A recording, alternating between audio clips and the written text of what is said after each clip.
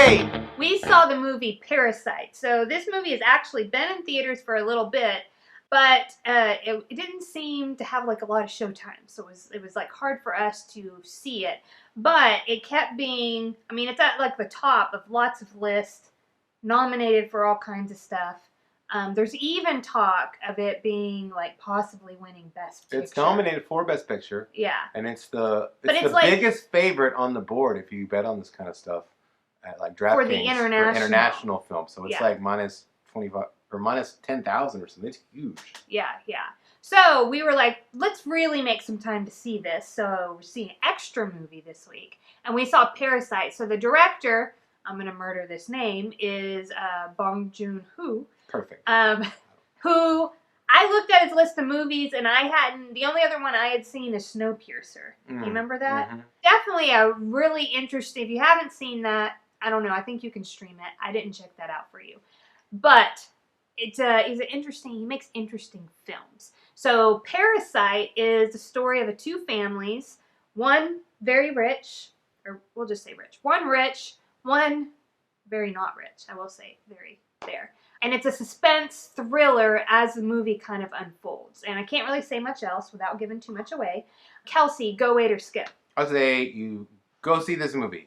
Just stop this video right now, get in your car, and go see this movie. It was a really great movie. Now you're going to have to read subtitles, but too bad, read them. But as the movie unfolded, it just kept getting better and better. And then it had a moment in the movie where I was like, what the? Like it just flipped on its head.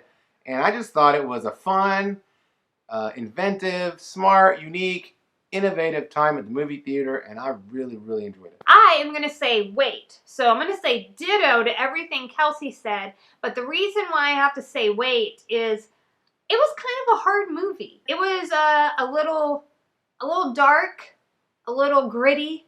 I didn't feel good like after I saw this movie. I wasn't filled with hope. There wasn't like, you know what I mean? Like 1917 had a lot of tragic and sorrowful images in it, but like I was filled with like just, I don't know what it was, but like the beauty like that I came away with after seeing that movie. Like that's not what happened here. So I think it was a hard movie to watch. And I don't know if I necessarily would say, hey, go rush out and see this, especially since we're towards the end of its like go see it release time in the theaters. But it is like really, really good, innovative, unique without a doubt. And what I really appreciated was the authenticity. Spoilers. I wish we knew how to say spoilers in Korean. Oh, I know how to say it. Spoilers in Korean. Okay. That's a dad joke. I know. Careful not to choke on your aspirations. Hey, you know what? This is one of those movies where you're watching it. I was watching it, and I was like, "This is a pretty good movie." And then, like, you're like, "Wait, what's going on in this movie now?" And then all of a sudden, it's a completely different movie. And I hadn't felt like that in a long time. I think the last time I felt like that was that Quentin Tarantino film, From Dusk Till Dawn. Like, me and my friend Judson in high school went to see that movie just based off the poster. We had no idea what it was about. And so you're just watching this movie, and it's a good movie. And then all of a sudden, it's a vampire movie. And you're like, what? It blew my mind. I hadn't felt like that since then, and that's kind of what happened here. It wasn't a vampire movie, but there was some crazy stuff going on in that house that we had no idea, and then, as it was happening, I would remember things in the movie that happened, like when he was talking about the housekeeper, when she told her, like, oh, she knows this house better than I do, and all this stuff that they had put in the movie before that kind of made sense later in the movie, yeah. So, and that speaks to the spoilers, is it's actually a movie about three families. So you have like the not rich and the rich, and then you have the like very, very not rich family. Like they seem a little more, you know, at the end of it, like it's a lot. This movie had a lot of social issues packed in it because you had a very affluent family. You had the poor family who kind of used their guile and their manipulative like hustles to take advantage of this family, but this family was taking advantage of them too, and it showed that.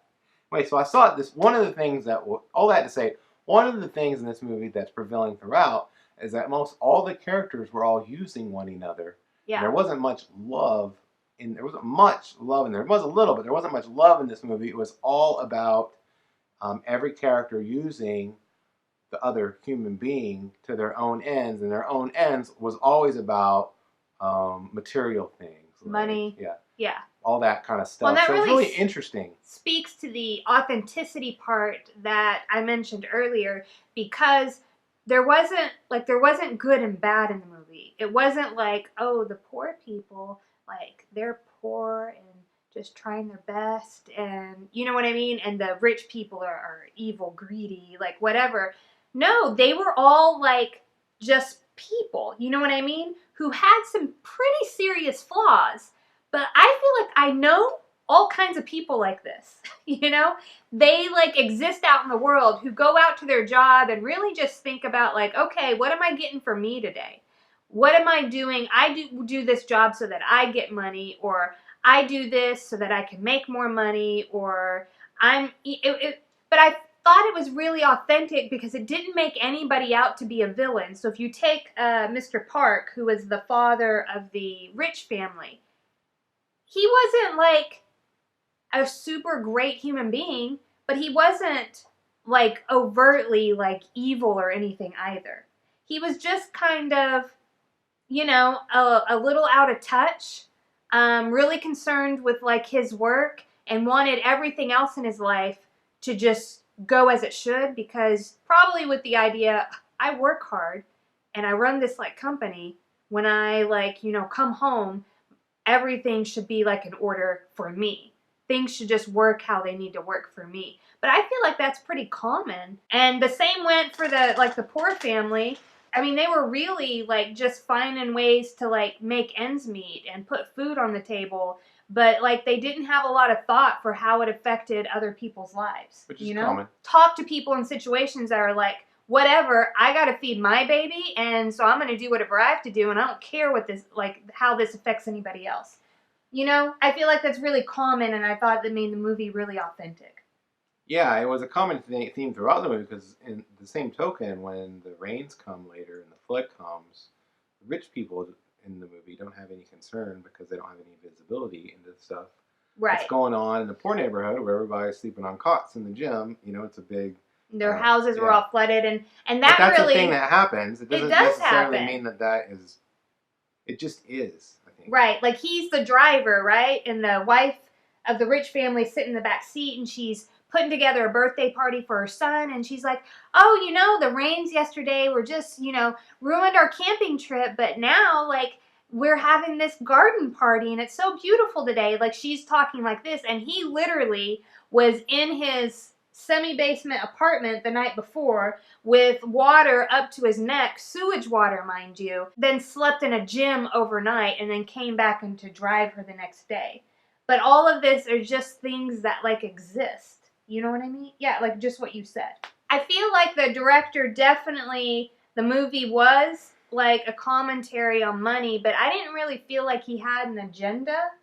So some people might, you know, make a movie with an agenda of like the 1%. He definitely made the movie with a worldview. But you're right, it wasn't like the type of agenda where he's like, I'm right about everything and you're stupid if you don't agree with me. It wasn't that kind of movie. Right, but it was almost like I felt like all the characters were in different like financial circumstances, but they all kind of shared. Yeah, we're all kind of terrible, which is kind of like life. The same thing, which is being overly focused on material things for like your happiness.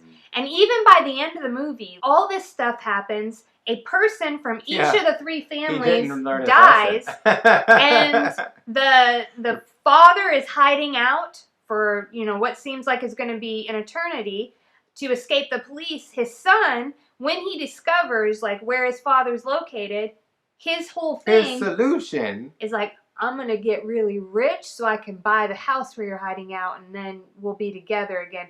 But like, the solution was money yet again. You know what I mean? Almost, yeah. It's almost like the director is questioning, is it the solution money? Right. Because it seems like just a continuous cycle. So I really enjoyed the movie. Just for me, it was like kind of dark because not a single character, there wasn't like an arc for any characters. With the exception of like the father, Mr. Kim of the poorer family, that he finally, throughout the movie, he's compared he's kind of put down by his wife a little bit, by the world, by the rich family, and then like he loses it, right? And stabs the the guy. That was the arc, I guess. But I feel like that's half an arc, maybe. Like just no other character, so I didn't walk away feeling good. I was like, that was a really good movie, but I feel kind of ugh. Rachel's search for edification continues. I just thought it was like a fun movie, a good movie, and it was so. I love when I watch a movie and I'm like, what is like I can't predict what's gonna happen. Yeah. And I never saw that part coming. No, it was totally unique. Where she was pushing that bookcase over. Yeah. I was like, and it was like kind of like gave you like a what is going on here? Because yeah. I didn't know. You I don't was understand. like, is this about to turn into like a horror movie or something? I had that feeling. Yeah. And that to me is worth the sordid view, perhaps, of humanity, which I think is based a little bit in truth. I mean, and even our worldview would say that is also true. It doesn't mean that there's not redeeming qualities in all the characters. No, it's just that you would have to consciously choose beings. to see that while you're watching the movie. Yeah. If that's something that was important to you. Nobody like takes the extra step to come out and like virtue or anything. I will say that I think it's an excellent movie to see because I think it would be beneficial for anyone and for myself to look at each character in the movie and say, well, how do I do that? Whether it's the rich family, the poor family, or the even poorer family, how do I do some of the things that they have done? Because I know that I've been guilty of that. I've definitely been guilty of overlooking people, of treating people less than in different ways. And so I think that is a really beneficial thing for anybody to see instead of going in and being like, well, glad I'm not like them. Which is what my ego would like to say. Because before you know it, you're getting stabbed in the chest with a knife by your driver. Hey, thanks for watching Rachelsey at the Movies, and make sure to like, comment, and subscribe. Thanks, guys.